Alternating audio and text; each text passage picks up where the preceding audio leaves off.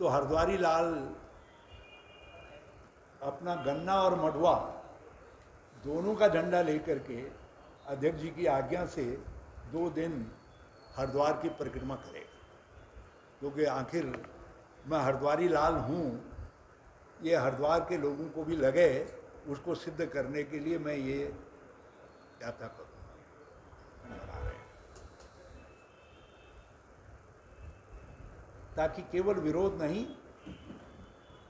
बूढ़ाकोटी जी, केवल विरोध नहीं बल्कि सकारात्मकता भी हमारे परिवर्तन का हिस्सा बन सके। उसके लिए 20 परिवर्तन सेवकों की ट्रेनिंग दे करके उनको अलग अलग क्षेत्रों में जोन बनाएंगे, जो अपने ढंग से परिवर्तन के संदेश को देंगे और उस संदेश में निश्चित तौर पर एक बेहतर उत्तराखंड बनाने का संकल्प सम्मिलित होगा। और अंतिम रूप से अपनी इस अभियान में हम 3 सितंबर को खटीमा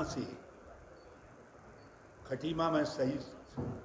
शहीदों को प्रणाम करके नमन करके शहीद स्थल पर परिवर्तन यात्रा के रूप में इस अभियान को प्रारंभ करेंगे।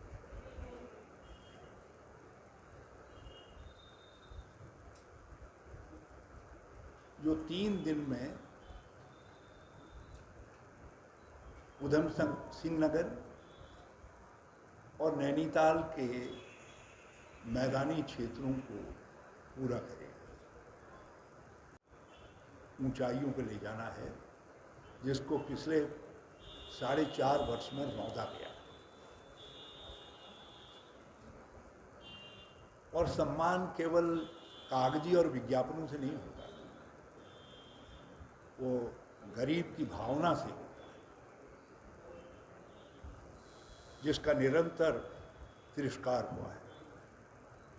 हमारा दूसरा लक्ष्य उत्तराखंडियत, जो सब चीज़ों को इनकम्पास करती है,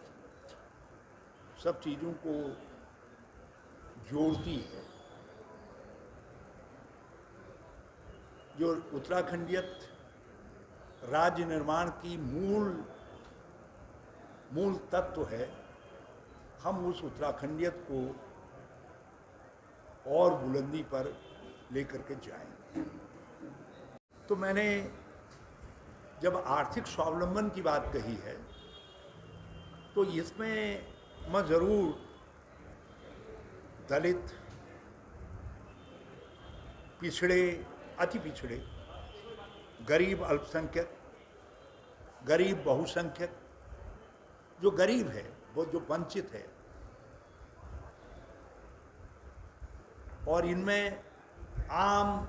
स्त्री पुरुष सब सम्मिलित हैं, हम उनकी हितों की रक्षा करेंगे और हम एक लोक कल्याणकारी राज्य देंगे। मैं हरीश रावत का हर काम जय श्री गणेश के साथ होगा,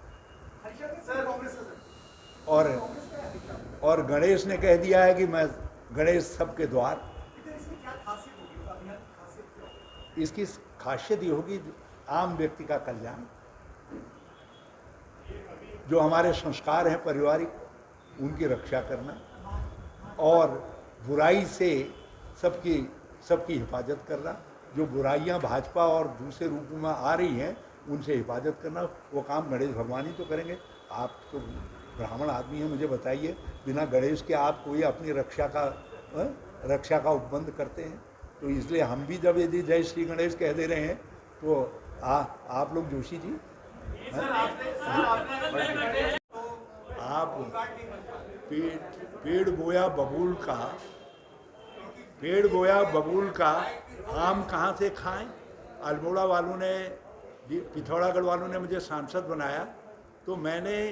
डीडीहाट क्षेत्र के पूरे जितना बॉर्डर एरिया था उनको शिक्षा में जब हाई स्कूल किया गया, तो मैंने 10 साल तक, तीसरा उद्देश्य हमारा देवभूमि को, क्योंकि उत्तराखंड को देवभूमि कहा जाता है, क्या जाता है, ये शिव का घर है, ये विष्णु का घर है,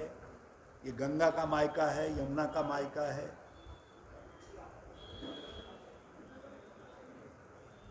और ये हर की पैड़ी भी है, तो ये कलियर शरीफ और हेमकुंड साहब भी हैं, जिनको हमारा राज्य गीत अपने इनकम्पास करता है जिस भावना को। तो हम उस देवभूमि को आर्थिक और सांस्कृतिक रूप से, क्योंकि बहुत हमसे सवाल उठते हैं कि साहब राज्य के स्रोतों का क्या होगा, राज्य के आर्थिक उसका क्या होगा। आप लोग बहुत सारी बातें कह रहे हैं, तो ये बातें कही जाती हैं। तो मैंने ये तय किया है, हमने ये तय किया आपस में कि हम आर्थिक रूप से एक सक्षम उत्तराखंड और आर्थिक रूप से सक्षमता में हम अपने परिवेश और संस्कृति